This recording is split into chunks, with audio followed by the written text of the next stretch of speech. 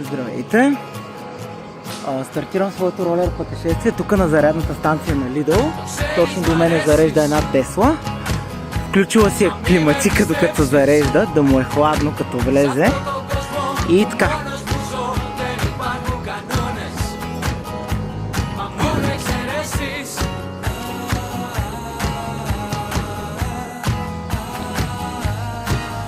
Тръгваме от Lidl и се запътваме да напуснем град Стас. Поемете на север.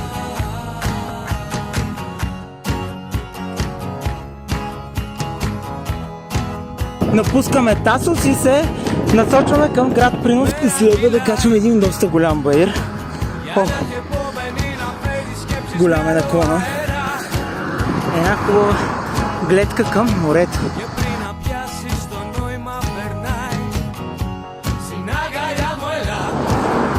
Ето това, приятели, е плажа, на който бяхме по-рано днес. Попаднахме в трафик.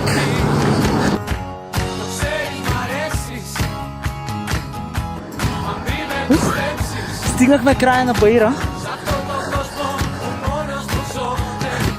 Тук е готиното място, на което се снимахме вчера. Маля вир водата. Ето е църквичката. Ето е готината гледка. Това красота.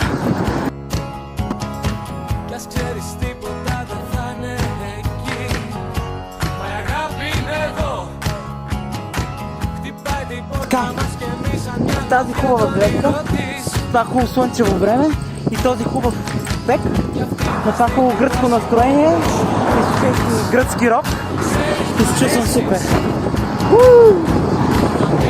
Сега засилваме много яко, защото на надолу ни ще. Хубава гледка вдясно, хем висока скорост долу, всичко е точно.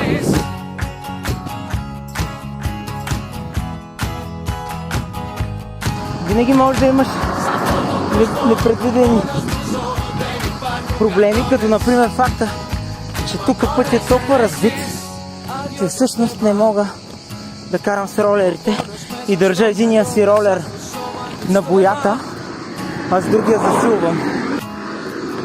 На самия финал се отказах да карам, тъй като път ще стана съвсем разбит и не става въобще да карам.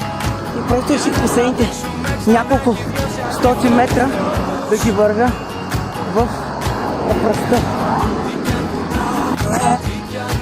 И ето,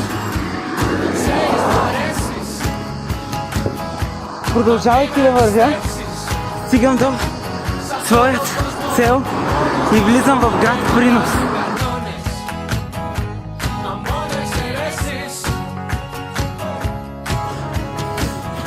Прескачаме, тръгваме вече в малките калдърани. И ето стигнахме до нас това кварталното магазинче. Ето там е къщата ни. А сега си купя газирана вода, защото съм много жаден. Гледайте, искам газирана вода и е това.